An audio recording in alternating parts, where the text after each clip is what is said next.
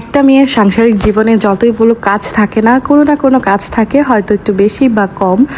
প্রতিদিনই একই রকম কাজ করা হয় না। ওই কাজ করা হয় না বলেও কিন্তু বসে থাকা হয় না, একটু হলেও কাজ করতে হয়। তো আমাদের মেয়েদের একটা কমন বিষয় হচ্ছে আমরা কোনো জায়গায় গেলে শাড়ি বা নতুন জামা একটাও খুঁজে পাই না। মানে আমাদের জামা নেই বললেই চলে।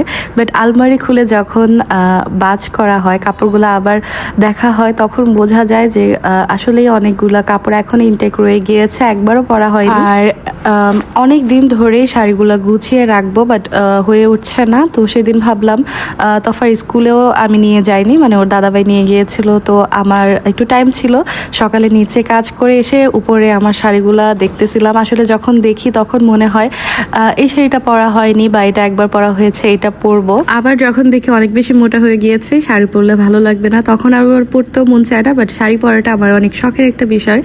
এই যে দেখেন, এই শাড়িটা একবার পরা হয়েছিল, বাট ক্যাটালগ কিন্তু এখনো আছে। এই আলমিরাতে শুধু আমার যে রেগুলার পরা শাড়ি বা কয়েকটা শাড়ি আছে, আর মায়ের আলমারিতে, মানে আমার শাশুড়ি মায়ের আলমারিতে আমার সবগুলা শাড়ি একদম প্যাকেট করে রাখা হয়েছে।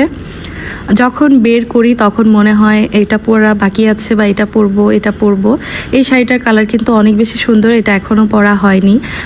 এটাও পরা হয়নি, এটাও আমার শাশুড়ি মা নিয়ে আসছিল ইন্ডিয়া থেকে আমার জন্য। মানে যেটা পছন্দ হবে উনি সেটাই নিয়ে আসবে। আর শাড়ি পরতে আসলেই মেয়েদের অনেক বেশি ভালো লাগে। একটা সময় ছিল যখন শাড়ি পরতে পারতাম না, তখন কিন্তু শাড়ি পরার জন্য এত আগ্রহ ছিল না। যখন থেকে শাড়ি পরার পর মানে ভালো লেগেছে বা শাড়ি পরতে পারি, তখন কিন্তু শাড়ি পরার প্রতি আগ্রহ অনেক বেশি বেড়ে গিয়েছে।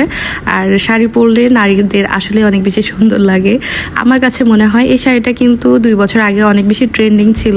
এটা একবার পরা হয়েছিল হলুদের মধ্যে, নেক্সট টাইম ইনশাল্লাহ এটা পরবো। যখন শাড়ি বের করি তখন মনে হয় সামনে যার বিয়ে আসবে বা যার বিয়েটাও থাকবে ওগুলা পরবো। আর আজকে আমি সবগুলা আবার খুলে, যেই আমার ব্লাউজ পেটিকোট ছিল সেগুলো আলাদা করে রেখে দিয়েছি। কাতানের গুলা, সিল্কের গুলা, তারপর হচ্ছে কটনের গুলা যেগুলা ছিল সবগুলা আবার প্যাকেট করে রেখে দিয়েছি। প্যাকেট করে রাখলে আসলে অনেক বেশি সুন্দর হয় আর একসাথে সবগুলা পাওয়া যায়। তো অলমোস্ট ডান হয়ে গিয়ে আরও যেই শাড়িগুলা সেগুলো একদম পলি করে প্যাকেট করে রাখা হয়েছে অন্য আলমিরাতে। এটার মধ্যে এগুলোই ছিল। তো দুপুরবেলায় প্ল্যান হয়েছিল আমের ভর্তা খাবে, বাট আমার আলমিরা গুছিয়ে রাখতে রাখতে অনেক বেশি লেট হয়ে গিয়েছে। এরপরে তফার গোসল করা, তারপর লাঞ্চ করা, সব কিছু করতে করতে অনেক বেশি লেট হয়ে গিয়েছিল। এই কারণে আমের ভর্তাটা আমি বিকেলে করে। এই আমগুলো কিন্তু আমাদের গিফটের আম ছিল, মানে একজন আমাদেরকে দিয়েছিল। বাড়িতে রাখার কারণে এরকম লাল হয়ে গেছে, বাট আমগুলো কিন্তু এরকম পাকা ছিল না। এই আমের ভর্তা খেতে কিন্তু অনেক বেশি মজা, বিশেষ করে মিষ্টি আমের যে একটু পাকা পাকা থাকে টক মিষ্টি, সেগুলোর ভর্তা খেতে এত পরিমাণ মজা লাগে। আর আমের ভর্তা সবাই পছন্দ করে। তো এখানে গুড়, বিট লবণ, তারপর হচ্ছে শুকনা মরিচ দিয়ে ভালো করে ভর্তা বানিয়েছিলাম। আর আমি চলে গিয়েছিলাম ছাদে, তফা গিয়েছিল তফার দাদাভাইয়ের সাথে ঘুরতে। তো আমি ছাদে গিয়েছিলাম। ছাদে খুবই সুন্দর বাতাস ছিল আর আমের ভর্তা সাথে ছিল।